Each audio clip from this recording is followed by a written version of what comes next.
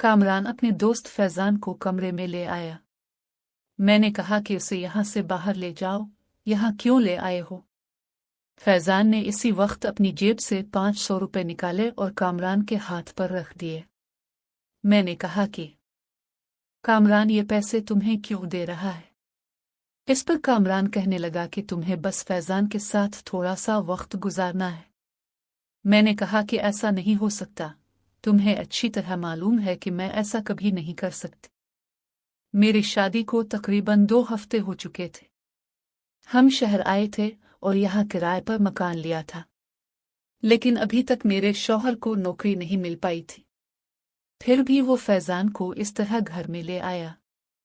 फैजान पहले भी एक बार घर आया था और मुझे काफी अजीब नजरों से देख रहा था, लेकिन आज तो इसने हद ही कर दी।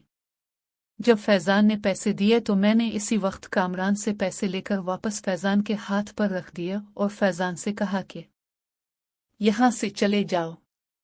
फैजान वापस बाहर चला गया।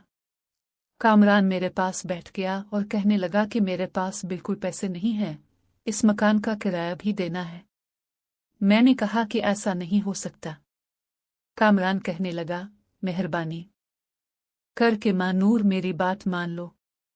कामरान अब मेरे पाँव के पास बैठ गया और मेरे पाँव को हाथ लगाने लगा। कहने लगा कि बस एक बार की ही बात है, ऐसे समझो कि ये सब कुछ हुआ ही नहीं।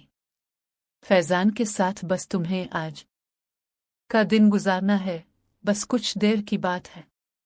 500 रुपये मिल जाएंगे तो हम इस घर का किराया दे पाएंगे। फिर मुझे नौकरी मिल जाएगी और फैजान यहाँ कभी नहीं आएगा। मैं अब बहुत ज्यादा परेशान थी। मुझे कामरान से इस बात की बिल्कुल उम्मीद नहीं थी। मैं घर से कामरान के लिए भाग कर आई थी। घर वालों ने बहुत कोशिश की थी कि मैं वापस चली जाऊं, लेकिन यहाँ आकर मैंने कामरान से निकाह कर लिया था। अब मेरे पास वापसी का कोई रास्ता नहीं था। जिस तरह फैजान को मैंने देखा और इस पर गुस्सा किया, मैं नहीं चाहती थी इसके साथ मेरा कोई ऐसा ताल्लुक बने। कामरान ने एक बार फिर मुझसे कहा कि मेहरबानी करके मेरी बात मान लो। वो मुझे बार बार मजबूर कर रहा था। मैंने कहा कि सिर्फ आज की बार, इसके बाद तुम ऐसा कभी नहीं करोगे। वो बोला, हाँ हाँ बिल्कुल ठीक कह रही हो, मैं आज के बाद कभी किसी को यहाँ नहीं लाऊंगा। मैं अब बहुत ज्यादा परेशान थी। थोड़ी देर के लिए मैंने कामरान से कहा कि मैं तैयार हो जाती हूँ, फिर तुम फैजान को अंदर भेज देना। मैंने अपने आप को ताज़ा किया, अच्छी तरह मुंह हाथ धोया और अच्छी तरह तैयार हो गई। क्योंकि फैजान ने 500 रुपये दे दिए थे, मैं नहीं चाहती थी कि अब फैजान को किसी किस्म की कोई परेशानी हो। फैजान के साथ मुझे आज का दिन पूरा गुजारना था। तकरीबन 10 बज रहे थे और तकरीबन शाम तक फैजान इसी घर में रहने वाला था।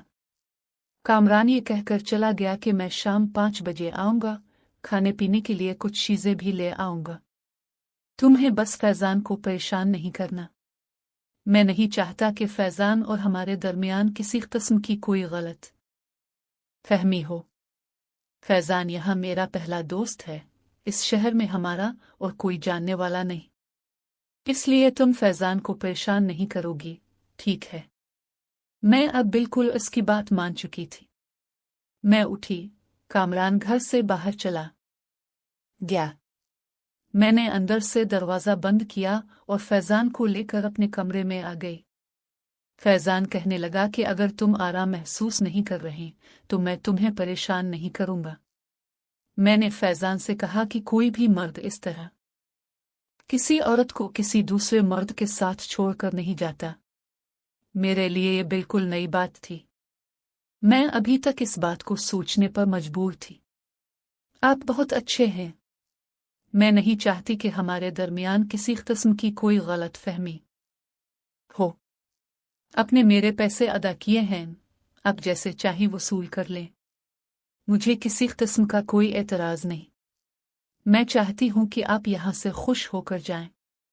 फैजान बहुत प्यारा और खूबसूरत था, मेरे शौहर से ज्यादा खूबसूरत था। मैं फैजान के साथ आज के दिन खेलने के लिए तैयार थी। फैजान ने अपना हाथ मेरी तरफ बढ़ाया और मुझसे कहा कि उसके साथ खेलो। फैजान अपनी जगह पर खड़ा था, मुझे जो कहना चाहता था समझ नहीं आए। इसके बाद मोबाइल फोन निकालकर उसने मुझे वीडियो दिखाए। मैंने फैजान से कहा कि ऐसा तो मैंने कभी नहीं किया। 2 हफ्ते हो चुके हैं, कामरान ने भी मुझे ऐसा कुछ नहीं कहा।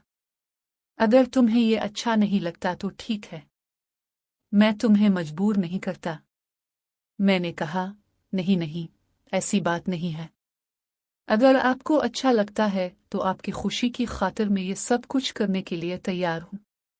थोड़ी देर के बाद मैं पाँव के पास बैठ गई और मैं खेलने लगी।